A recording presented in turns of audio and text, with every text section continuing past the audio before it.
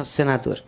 Bom dia a todas e todos. Presidente, para nós, mais uma vez, é um prazer o senhor estar aqui conosco, reafirmar os compromissos que o senhor tem com o Estado do Rio de Janeiro, da retomada das obras federais paralisadas aqui no Rio, os investimentos na indústria naval, no setor de petróleo e gás, mesmo sabendo que a matriz energética está mudando no planeta, mas é o nosso maior ativo do Rio de Janeiro, esse setor.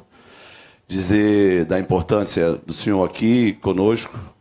Marcelo Freixo, nós vamos ter no próximo domingo uma eleição que aqui é o berço do bolsonarismo, mas eu não tenho dúvida que o senhor vai muito bem nas áreas populares onde eu tenho andado.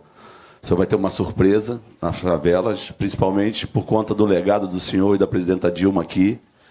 As favelas, 90% estão com o senhor e vai fazer toda a diferença aqui no Rio de Janeiro, eu não tenho dúvida.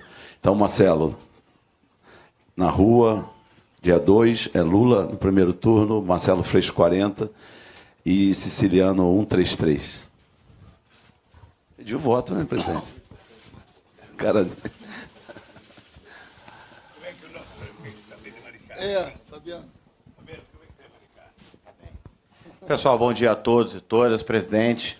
Satisfação para nós estar encerrando esse ciclo no Rio de Janeiro, tão importante, de reesperança para o Brasil, com muita fé na sua eleição, presidente, para reconduzir o Brasil a um caminho de felicidade, transpor os desafios que a nossa nação nos impõe hoje. Fome e miséria precisam ser combatidos nesse país e a sua obstinação vai estar muito presente nesse ciclo. E dizer que o Rio de Janeiro tem na candidatura do Marcelo Freixo, do nosso senador André Siciliano, a esperança de reencontrar um caminho de desenvolvimento, aquela mudança tão sonhada do Rio de Janeiro, para que a gente construa um Estado que aponte felicidade e referencie o Brasil como ele sempre foi na sua história. Bom dia a todos e todas. Presidente, parece que faz pouco tempo que a gente estava acordado, para dizer que a gente está numa reta final de um processo muito importante aqui no Rio de Janeiro e no Brasil.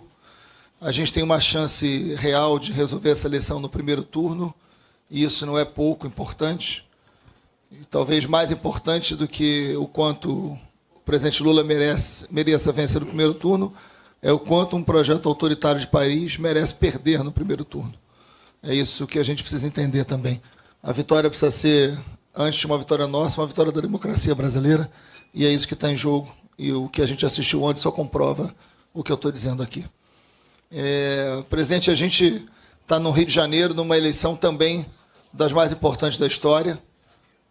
Assim como a eleição brasileira é uma eleição que define se a Constituição de 88 vai continuar valendo ou não, né? Essa eleição é um plebiscito da Constituição de 88, é isso que funciona na prática. No Rio também. O Rio não pode ser um lugar que durante 4 anos vai tentar inviabilizar o governo Lula. O Rio precisa ser um lugar de apoio à mudança desse país, porque é muito difícil o Brasil mudar se o Rio de Janeiro não mudar. O Rio perdeu 700 mil empregos nos últimos anos. O Rio teve, na sua indústria, no ano de 2000, 20% do PIB vindo da indústria. Hoje não chega a 9%. A agricultura no Rio de Janeiro corresponde a 0,5% do PIB. Então, o processo de crise política do Rio de Janeiro levou a uma crise social, uma crise econômica que atingiu o mais pobre, atingiu o trabalhador. A indústria naval hoje no Rio de Janeiro está completamente despedaçada. O transporte não funciona. A gente passou 2 anos da pandemia, a gente tem o pior resultado do IDEB de todo o Sudeste. A gente tem o maior número de jovens fora do mercado de trabalho de todo o Sudeste. O Rio de Janeiro tem de 15 a 17 anos, presidente, 27% dos seus jovens fora da escola. Esses são números de um Rio de Janeiro que passou por uma crise política sem precedentes. Não há nenhum estado que tenha vivido a crise política que o Rio de Janeiro viveu nos últimos anos. Então, o que a gente fez no Rio de Janeiro, eu queria aproveitar esse momento de reta final, mas ainda tem muita rua para fazer. Esse 1 ano e meio, a gente construiu não uma candidatura, não uma aliança e não um programa. Há muito tempo que a gente não tinha, mas a gente construiu um projeto. A gente conseguiu ter um projeto de disputa da sociedade. Está aqui a Benedita, que foi uma pessoa muito importante nessa construção, a Gleise, que nacionalmente Se não fosse todo o seu apoio, Gleisi, dificilmente a gente chegaria até esse momento onde a gente chegou, e principalmente pelo presidente Lula, que acreditou nesse projeto desde o início, né? Fabiano foi decisivo, Joãozinho, que está por aqui, presidente estadual do Partido dos Trabalhadores, Tiago, presidente do PT municipal, e todos os dirigentes dos outros partidos. A gente fez uma aliança com 8 partidos. Isso nunca aconteceu na história do campo democrático no Rio de Janeiro. Mas é um projeto. E hoje, no Rio de Janeiro, presidente, a gente tem uma disputa de projeto. De um lado, um projeto que herda tudo que colocou o Rio de Janeiro abaixo da linha do aceitável, com índices que são alarmantes, inclusive de fome. O Rio de Janeiro hoje tem quase 3 milhões de pessoas passando fome. Não pode um Estado que tem 80% do petróleo brasileiro ter 3 milhões de pessoas passando fome. Não pode a gente ter menos de 8% das crianças numa escola integral. Não pode. Então, o Rio tem muita grandeza, o Rio tem um povo trabalhador. E eu sempre falo, presidente, que eu tive um pai muito forte na minha vida, que vendeu laranja com 8 anos de idade, e ele só falava uma coisa para mim: se você trabalhar e for honesto, você vence na vida. O governo que a gente precisa devolver ao Rio é que dê esse recado ao povo: se tu trabalhar e for honesto, você vai vencer na vida. Porque hoje o trabalhador honesto não consegue, porque a política não deixa. A gente tem um projeto hoje, um projeto que recupera transporte, que recupera a escola, que faz a escola integral, que recupera o tempo perdido na pandemia. E esse projeto do Rio tem que caminhar junto com um projeto de país que fortaleça a democracia. A gente até aqui caminhou com muita força, a gente está chegando a 30%, mais de 30% dos votos válidos. Há muitos anos que o nosso campo não chegava nessa votação, e a gente tem certeza absoluta que o segundo turno a gente consegue virar. A pesquisa de ontem coloca que no segundo turno são 8 pontos de diferença. 8 pontos de diferença, a gente não tem dúvida alguma que na rua e do lado do senhor a gente vira essa história e muda a história do Rio de Janeiro. Não é ganhar uma eleição, é mudar a história do Rio, é isso que está em jogo. E eu também quero aproveitar aqui para agradecer os profissionais da imprensa que foram muito importantes e muito honestos no trato com a gente. Olha, mas toda vez que você estiver falando que é imprensa, que você vê um fotógrafo com um canhão desse virado para você, você pode ter certeza que ele não está com boas intenções. Pode ficar certo. Olha, gente, primeiro eu quero dizer para o Freixo que, a depender da vontade da direção nacional e a depender da minha vontade pessoal, você vai para o segundo turno, nós ganharemos as eleições no Rio de Janeiro, porque eu envidarei todo o esforço pessoal meu para que a gente possa manter um Estado do Sudeste importante da qualidade do Rio de Janeiro, governado por uma pessoa, sabe, progressista, por uma pessoa com compromissos de esquerda, com uma pessoa com compromissos com o povo. Eu espero que as eleições terminem no domingo, no meu caso. Eu estou confiante de que nós estamos muito próximos de ganhar essas eleições no primeiro turno. E se isso acontecer, eu terei muito mais tempo para dedicar ao Rio de Janeiro e ver que a gente pode eleger você e o nosso companheiro André Siciliano, que ele acha que sempre que as eleições aqui para senador se definem nos últimos dias. Vocês acompanharam o debate terminou depois das 2h30 da manhã.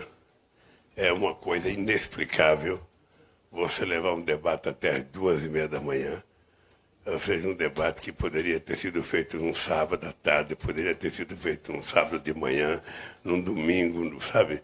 Poderia ter uma data em que a gente abrisse espaço para que o conjunto da população que vive no mundo do trabalho, que está desempregado, assistisse.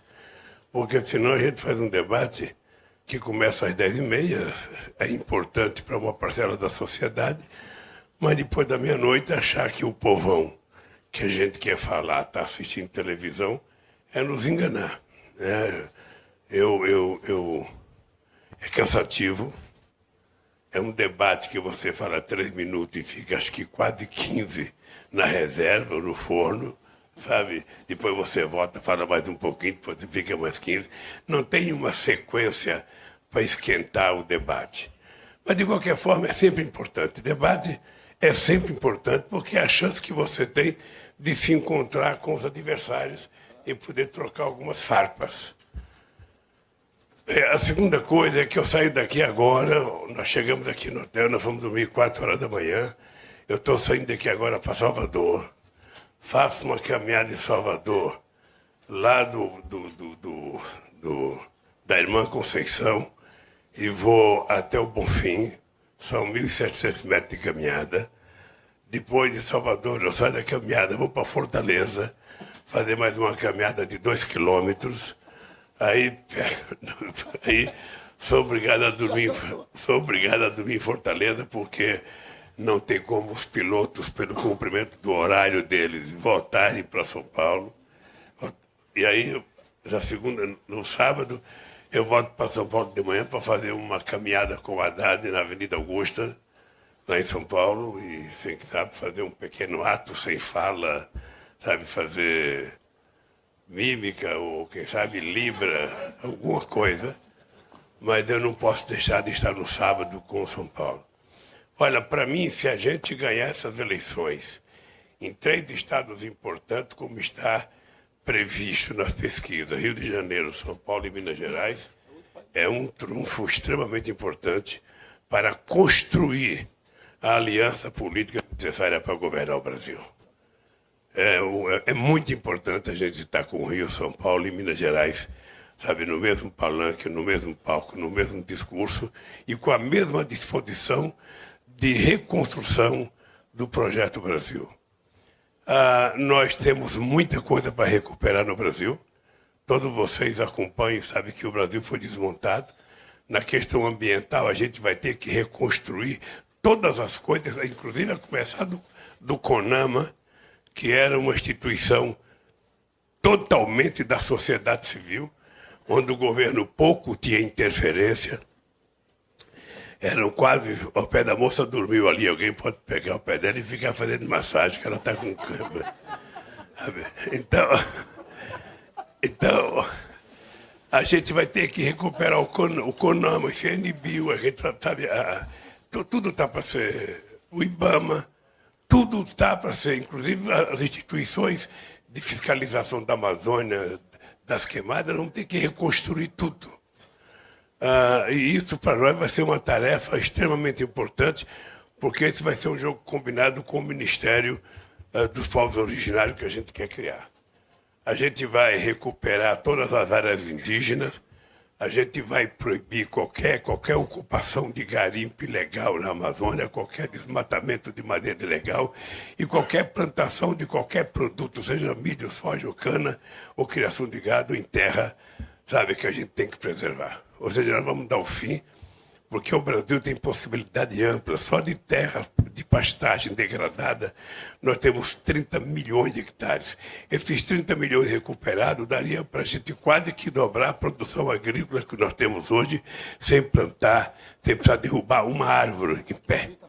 Então, essa questão ambiental. Aqui no Rio de Janeiro, nós temos um problema sério, nós precisamos retomar as obras da construção da habitação, as obras de urbanização das favelas, onde precisar urbanizar as favelas.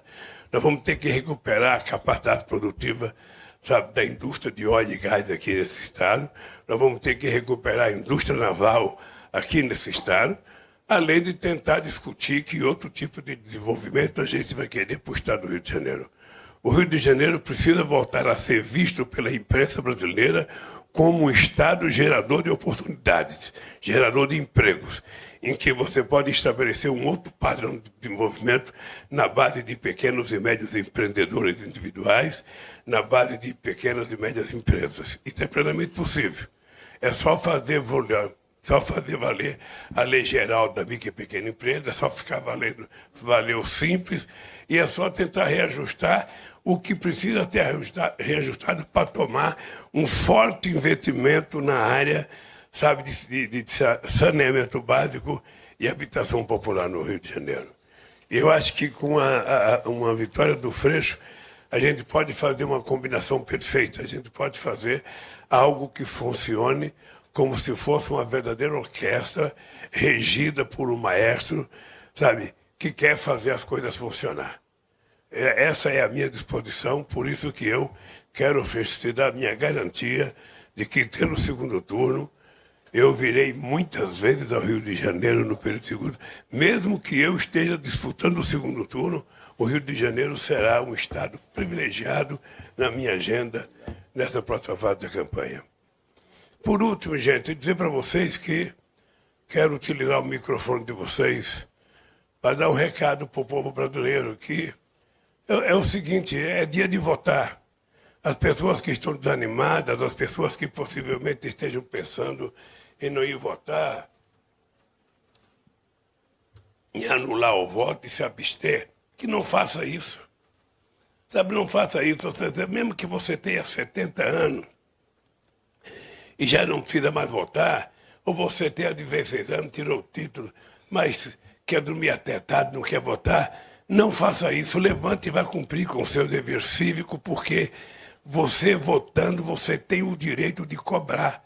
Você tem o direito de encontrar com o governador, de encontrar com o presidente, de encontrar com o deputado e você cobrar. Se você não vota, você fica um cidadão desprovido de qualquer competência de provar ou questionar os eleitos. É importante o voto. É uma história, possivelmente a votação mais importante que você vai dar na história. Você conhece os candidatos, você tem um presidente na atualidade que você sabe o que ele faz e o que ele não faz. Você tem a minha candidatura, que é, sabe, a história do maior legado de inclusão social que esse país conheceu. E você tem as pessoas que prometem. Você tem a pessoa que promete. Promete, vocês viram ontem, está cheia. Então é preciso que o povo vá, escolha, vote, para a gente poder consertar o Brasil. Não será fácil a tarefa de consertar o Brasil. Não será fácil, posso dizer para vocês, que primeiro nós precisamos recuperar a credibilidade internacional. Né? O Brasil virou um país, sabe, que ninguém quer vir aqui conversar com esse atual presidente. Ele não é recebido em nenhum fórum internacional. Não existe qualquer brecha desse país ter chance de atrair investimento de capital interno direto, sabe, com esse presidente continuando. Então, se a gente quer mudar esse país, nós estamos dizendo para o povo brasileiro que o PT está à disposição, junto com seus aliados, para fazer as mudanças necessárias. Eu sei que é muita briga, eu sei que serão 4 anos muito difíceis, 4 anos que a gente vai precisar de muito mais gente do que nós, muito mais gente do que os setores progressistas, muito mais gente que a esquerda. Nós vamos ter que trazer uma parcela significativa da sociedade, do mundo intelectual, sabe, do mundo acadêmico, sabe, de pequenos e médios empresários, pequenos e médios produtores, para participar com a gente. Por exemplo, eu não quero, sabe, a relação minha rural com um produtor que nem o Tenório da novela Pantanar, sabe, que é um grileiro, tá? Ele é grileiro, ele é invasão, ele é um matador. Eu quero com o Zé Alonso, que é um fazendeiro mais moderno, que cuida do meio ambiente, que cuida do seu rebanho direitinho, ou seja, que pensa numa política ecologicamente correta, sabe, que pensa numa agricultura de baixo carbono. É tudo isso que eu quero nesse país. Então, é o seguinte, eu estou muito otimista. Muito otimista. Estou otimista comigo, estou otimista com o Freixo, estou otimista com o André, estou otimista com o PT a nível nacional e eu acho que nós temos uma grande chance.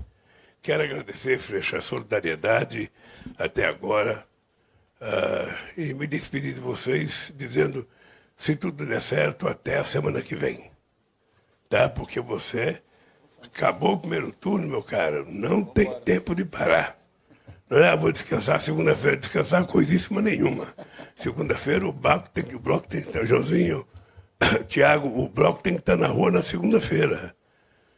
Porque os deputados eleitos podem até falar, agora eu vou descansar. Mas o cara que foi para o segundo turno não tem descanso. Não tem tempo, vai tirar umas meia férias. Nós temos que começar no dia seguinte a ganhar essas eleições. Tá? Então eu quero dizer ao povo do Rio de Janeiro que o Freixo pode contar comigo, sabe, como se eu fosse candidato aqui no Rio de Janeiro, porque para nós é imprescindível a vitória de um homem da personalidade do Freixo. É imprescindível para o Rio de Janeiro. Eu acho que o Rio está precisando dar uma chance ao próprio Rio. Sabe? Eu acho que o Rio está precisando fazer uma reflexão do que aconteceu nesses últimos períodos, sabe? E entender que deve escolher um candidato a governador que tem a cara do Rio, que tem o compromisso do Rio, sabe? Que quer modernizar o Rio, que quer moralizar o Rio. E eu acho que essa pessoa é o companheiro Freixo. E o André Siciliano, eleito senador da República, a gente tem a certeza de que terá um companheiro, sabe, de longa data no Senado nos ajudando. Dito isso, Freixo, eu vou me despedir de você, agradecer à imprensa, sabe, e espero que vocês estejam todos com saúde. E a semana que vem a gente está aqui, o Corinthians vai pegar o Flamengo na Copa América. O Corinthians vai pegar o Flamengo na Copa América. E vamos ganhar do Flamengo lá em São Paulo e ganhar aqui. O título a gente vai ganhar aqui. Tá bem? Eu não posso contrariar o senhor hoje. Gente, um abraço. Obrigado pelo carinho e até a próxima semana. E, olha, eu vou falar aqui com sinceridade, gente. Olha, eu sei que voto é livre, sabe? Você vota em quem você quiser, mas, pô, ó como o 3 é bonito. É coisa mais fácil fazer 1 e 3. Se você quiser votar em nós, nós agradecemos. Uma, duas perguntas, rapidinho. Por favor. Pessoal, só um pouquinho, o pessoal se apresenta, diz nome e veículo.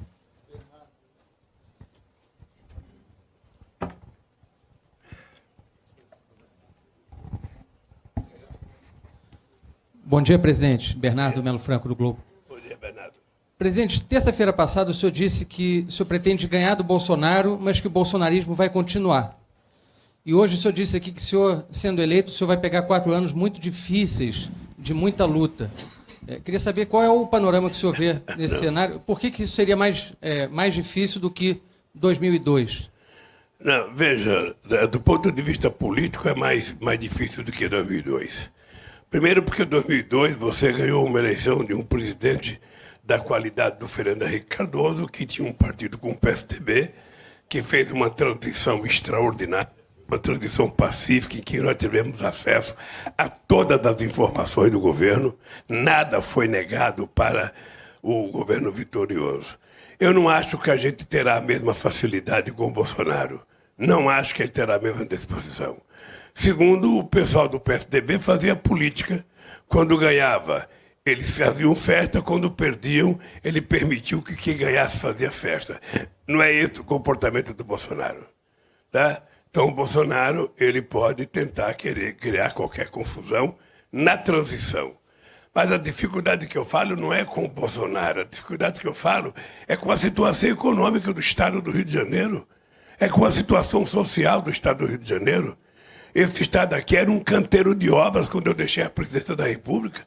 Quando eu deixei a presidência da República, qualquer obra, em qualquer morro no Rio de Janeiro, em qualquer favela, a maioria dos funcionários que estavam trabalhando eram os funcionários da comunidade que estavam contratados para trabalhar. E a gente não tem mais isso hoje. A gente não tem mais investimento, a gente não tem mais as obras, e nós precisamos recuperar isso. Nós precisamos recuperar isso. Nós precisamos recuperar a inflação, sobretudo, baixar a inflação no alimento, que ela ultrapassa os 14% e alguns produtos a 15%. Nós precisamos facilitar o aumento da produção agrícola, sobretudo na pequena e média propriedade. E nós vamos ter que recuperar o prestígio internacional do Brasil para que a gente possa ter calma. Sabe, lá fora é muita gente preocupada com o que pode acontecer no Brasil. Muita gente preocupada, você não tem noção a quantidade de telefonemas que a gente recebe, a quantidade de pessoas que estão se inscrevendo para vir para cá acompanhar o processo eleitoral. Sabe, o Brasil hoje ele está gerando uma expectativa muito grande para toda a América do Sul e para toda a América Latina. Sabe, na União Europeia você tem uma maioria de países torcendo para que o Brasil ganhe as eleições. Já tem uma lista de quase 8 países da Europa que querem ligar para a gente na segunda-feira para estabelecer uma nova relação. Você tem a América do Sul inteira querendo que o Brasil ganhe para ver se a gente consegue coordenar outra vez uma instituição multilateral como a Unasul e tentar discutir projetos que são de desenvolvimento. Você não pode ter no Brasil um presidente que fica provocando a Argentina todo dia. A Argentina é o nosso maior parceiro comercial. É uma burrice de quem governa. Então, o Brasil, nós vamos ter dificuldade de recuperar um monte de coisa que foi feito desmonte aqui.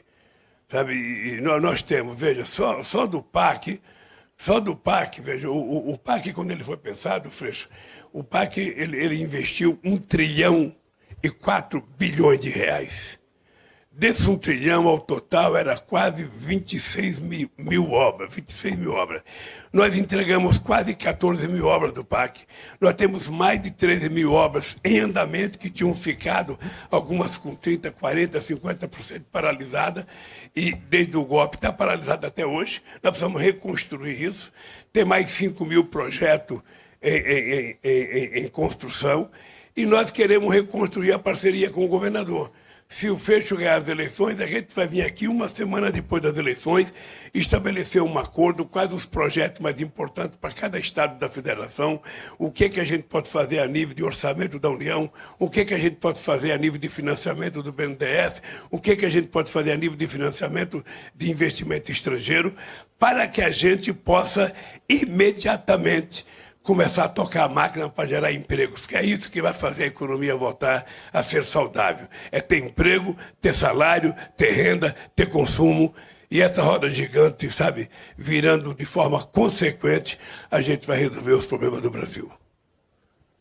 Presidente, bom dia. Renata Varandas, da Record. Presidente, a gente tem chances reais de ganhar essa eleição em primeiro turno.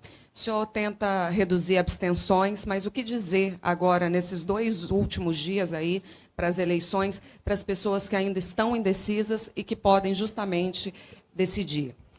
Olha, eu só tenho que pedir para as pessoas votarem. As pessoas têm que ir para a rua, as pessoas não podem aceitar nenhuma provocação. As pessoas têm que ir à urna calmamente e votar. Dentro da urna você não tem que dizer para quem você está votando, vai lá e digita. De preferência, digita o 13, é muito mais fácil do que qualquer outro número. Vai aparecer minha cara sorrindo para presidente, para governador vai aparecer a cara do Freixo sorrindo, para senador vai aparecer sorrindo, umas caras mais bonitas que vai aparecer na telinha. E eu acho que as pessoas têm que votar. Eu te disse agora, eu vou para a Bahia daqui a pouco, eu vou para o Ceará à tarde e vou para São Paulo amanhã, tudo com o objetivo de motivar as pessoas que estão com dúvida em irem votar. Seja jovem de 16 anos, ou seja pessoas com 75 anos, com 80 anos. Eu tenho 76 anos e vou votar tranquilamente, sabe, lá em São Paulo. Esse é o apelo que eu faço para a sociedade brasileira. Vamos ajudar a mudar o Rio de Janeiro. O Rio de Janeiro não pode continuar aparecendo com a sua cara nas páginas de jornais policiais. O Rio de Janeiro precisa aparecer com as suas manchetes na cara do desenvolvimento, na cara da cultura, na página da cultura, sabe, na página, nas praias tudo limpa. Eu vi, ontem, até esqueci de dizer isso, eu vi uma notícia na televisão ontem, no jornal, que o Guedes quer privatizar as praias. Ô, gente, como é que alguém pode querer privatizar um único bem público que dá ao pobre a aparência de rico? Porque você pega um cidadão que pode ser o mais pobre do mundo, colocou uma sandália havaiana velha, colocou um short e veio para a praia, você não sabe se ele é rico ou pobre. Você vai tirar isso do cara? O cara vai ter que ser rico para ter uma praia, nós vamos ver aí os bacanas comprando Copacabana e o povo vem até ali só na calçada e volta. Sabe, que estupidez é essa de vender praia? E foi dito de forma, sabe, veemente, que vão privatizar a praia. Certamente Búzios será uma. Quem não foi, corra para pisar o pé na água. Então, a verdade é que essa eleição, gente, é a eleição mais importante. Essa eleição significa uma mudança de paradigma na compreensão do que é o papel do Estado, o papel da cidade. Sabe, onde é que vai estar o povo colocado, sabe, nessa nova ordem econômica, política e social. Então é isso. Por isso que nós vamos apelar para as pessoas votarem. E o Rio não pode mais, o Rio não pode mais ser vítima do WhatsApp. A gente não pode mais ter um governador com um juiz que vocês elegeram achando que era a suprema, sabe, sabedoria de colocar um juiz, sabe, que deu no que deu. Depois do juiz, só o padre Kelme. Sabe? É isso. Última pergunta, a gente tem uma agenda grande ainda hoje. Marcelo Auler, eu estou aqui pelo site 247. Presidente, eu vou pegar na mesma toada do Bernardo Melo Franco. Nessa campanha, o senhor surpreendeu a todos, fazendo composições que pareciam impossíveis, a começar pelo seu vice. Agora, o senhor ganhando, como as pesquisas dizem que o senhor ganha, pode ser no domingo, pode ser no final do mês, mas a vitória, as pesquisas não afastam essa possibilidade, cravam essa possibilidade. O senhor vai ter um congresso que o senhor não vai ter uma bancada majoritária. E vai ter um centrão, lá com Arthur Lira, com as garras dele. Como lidar com esse congresso e com esse centrão? Marcelo, primeiro, a única coisa impossível na vida é Deus pecar. O resto tudo é possível. Olha, eu acho que tudo é tão possível que quando eu digo para você que eu tenho 76 anos, energia de 30 e tesão de 20, você pode acreditar. Eu nunca tive com tanta vontade de fazer as coisas como eu estou agora. Nunca tive. Eu nunca tive tanta compreensão de que as coisas estão difíceis, mas que é possível fazer. E que somente um cara que tem a relação com a sociedade organizada que eu tenho, com as pessoas com quem eu convivo da militância política, é que pode ter certeza que vai fazer as coisas que tem que acontecer. E veja, quando eu fui buscar o Alckmin para ser o meu vice, eu queria era afrontar exatamente a coisa da política que está na nossa cabeça, de que não temos só que estar todo mundo junto, tem que ser só nós da esquerda, tem que ser só nós socialistas, só nós não sei das quantas. Eu tinha que mudar isso porque eu, da outra vez, eu tinha perdido 3 eleições com 30%. Quando eu fui buscar o Zé Alencar, eu ultrapassei os 50% que eu precisava. O Alckmin, a fotografia minha com o Alckmin, é a possibilidade de ter, sabe, os 20% ou 25% que falta sempre ao PT. E dessa vez eu comecei com 45%. Dessa vez eu comecei num padrão do segundo turno das outras eleições. Então é preciso você encontrar, é mais difícil você encontrar os novos aliados quando você está muito alto. E o Alckmin está me dando essa força. Por isso é que nós fizemos aliança com 10 partidos pequenos que nunca tinham vindo com a gente. É por isso que a gente fez aliança com todas as centrais sindicais. Antes era só o PT e a CUT. Ou seja, há uma disposição maior de muito mais gente de querer fazer as coisas acontecerem.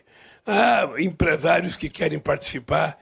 Então, vejam, nós vamos voltar a criar o Conselho de Desenvolvimento Econômico e Social.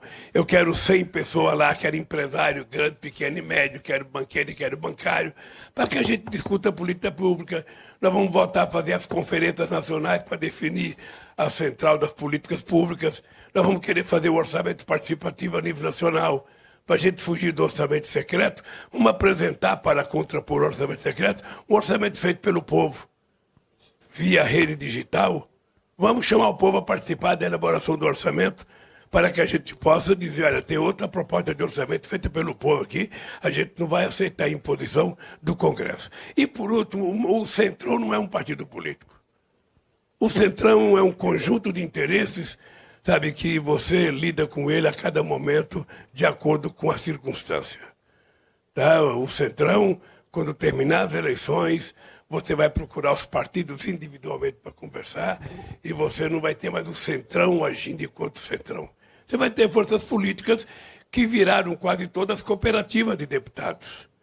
Antigamente, você tinha partido político, quando você conversava com o presidente do partido, você fazia um acordo partidário.